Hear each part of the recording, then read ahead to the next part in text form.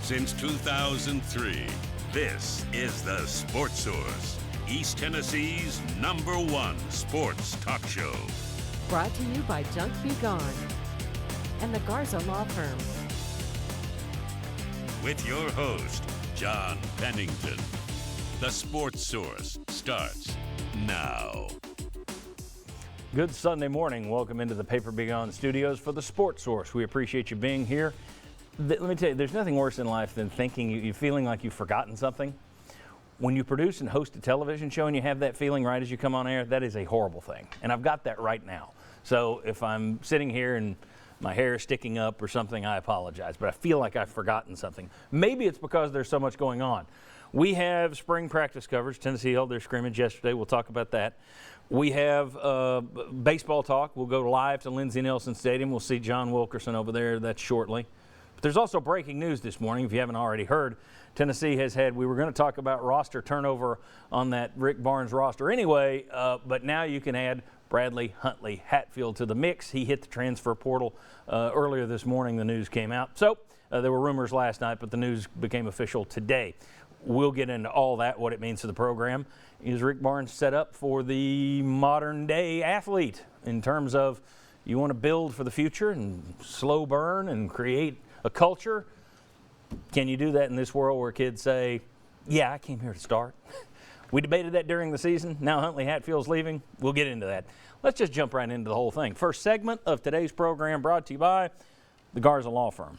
There are a lot of ads on television for attorneys, folks, but there aren't a lot of ads that show those attorneys actually in East Tennessee, around town, with Knoxvillians, people you know. That's because most of those attorneys on TV aren't actually from here. They just give you a generic shot of a building and somebody sitting in an office, and you're not supposed to know that, oh, wow, when I call them, they're in Birmingham, they're in Memphis. Well, that's not the case with Marcos Garza. He's an East Tennessean through and through, been here for years. The Garza Law Firm, made up of East Tennessee folks. It's a great, great attorney to go with, not just because they're local. You want that because you want somebody that knows the local system.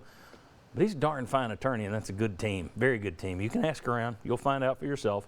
The Garza Law Firm, garzalaw.com. All right, let's welcome in the first wave of panelists. Bob Hoggs, longtime sports writer right here. Thank you for joining us. From 99.1 The Sports Animal, where you can hear him noon to 3 with Jason Swain. Josh and Swain is the new show. Heard it this week. Congratulations, sounded good. Thank you very much. Vince Farrar right down there. You can hear him 99.1 The Sports Animal as well.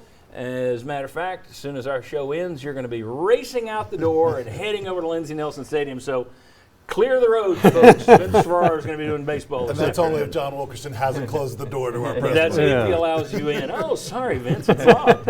Another longtime sports writer in this town is Chuck Cavaleris. He sits down there on the far end. I always keep him far, far away from this end of the table. All right. Spring practice isn't over yet. Tennessee still has a couple of practices to go through this week, but they did hold their second and final big scrimmage of the spring yesterday. Took the place of the orange and white game because they've got the stadium construction going on. What I wanted to get to, though, and media were allowed in, cameras were turned off at certain points. Fans couldn't get in, but parents could. It was kind of a bizarro mix, and they made the best of it, even though they had, smattering of snow yesterday on April 9th. But what I wanted to do is my top takeaway for the spring, and I think it's a big one. You guys can agree or disagree. Chuck, I know you agree with this. They held some guys out yesterday, but it was mainly precautionary stuff. You have had some guys who've been out and lost for the spring, but you haven't had any major injuries in terms of this is going to impact this team in the fall. And when you go into a season under the scholarship limit, which this team appears to be on the verge of doing once again this year, I think you have to start there and say, okay, all things being equal, get out of spring healthy. Well, knock on wood, still a few practices to go, but to this point, they're healthy, and I think that's a big plus. Yeah, I think when you go into a practice or a big scrimmage, which gets more talk, the conversation is, besides keeping guys healthy, what is the most important thing to accomplish going in? So that has been good. There have actually even been some positives, I think, of guys held out, because that's going to happen everywhere. in that guys have had to move around. An example would be Christian Charles in the secondary. He's going to play a bigger role. He's had to move around because of other players being out. That could happen during the season. You could lose guys. You will probably in September, October. So there are actually some positives from where they've been from a roster management standpoint. Agreed. Well, they're already thin in that secondary too. Yeah. So, and they're having to rely on Christian Charles an awful lot.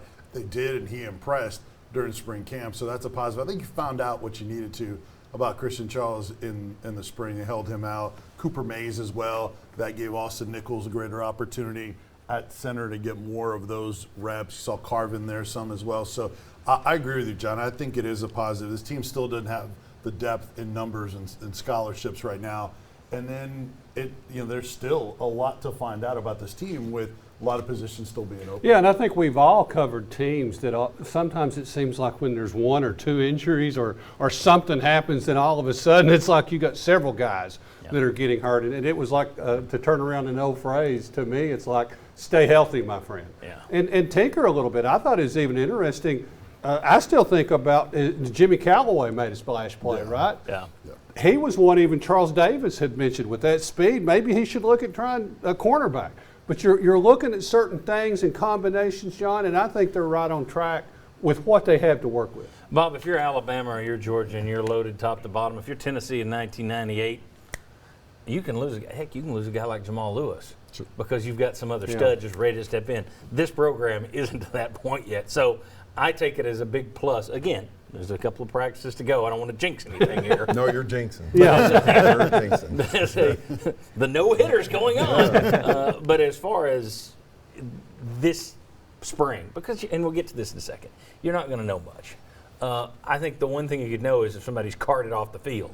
Since you haven't had that, I look at this spring as a positive so far. You know, I think the big thing for going into this spring was second year in the system, same defensive coordinator, same offense, so that was going to help you a little bit. And since you knew what you were going to be doing, a little bit less important if the guys that they held out were participating than it would have been last year when it was putting your system in for the first time. And so I think the healthy thing is huge. And I go with what Chuck said. I mean, the fact that we're going to try you at guard, we're going to try you at center, we're going to try you at tackle, doing these kind of things. I mean, with a team that doesn't have, virtually no depth anywhere. Some of the guys you're playing might not even be depth at some other SEC schools. I mean, staying healthy between now and September, I think that is your goal number one. And, normally, I guess it depends on the coach. I mean, I prefer the Josh Heupel smile, charm offensive to the Jeremy Pruitt grumble, we're going to run these guys out of here and find new guys. This is better. But at the same time, when you have a coaching staff that basically says, well, the defense is making some plays out there. Guys are getting off the field. Hey, the quarterbacks are always making good decisions and made a mistake so far. Freshmen, they've hit the ground. Okay, we get it. It's all sunshine and roses and puppy dogs and ice cream.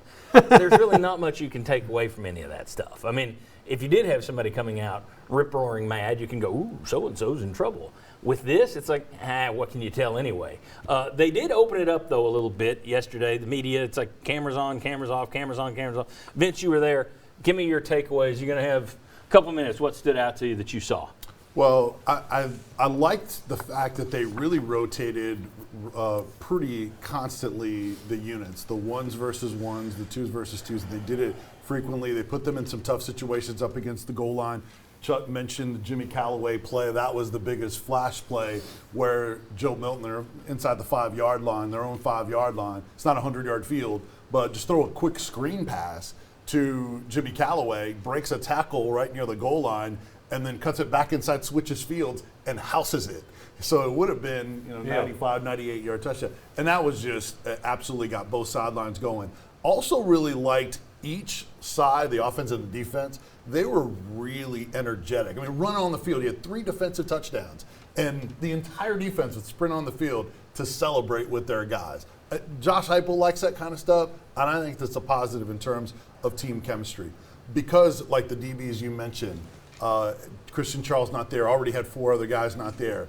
Tamarion McDonald played really well. I mean, he was a guy coming into the box from the secondary, made clean tackles one-on-one. Thought the D-line got the better of the offensive line overall. And I thought Joe Milton had some really nice passes touched down the field. Now, again, that's Bullets practice. aren't flying, yeah. Right? Yeah.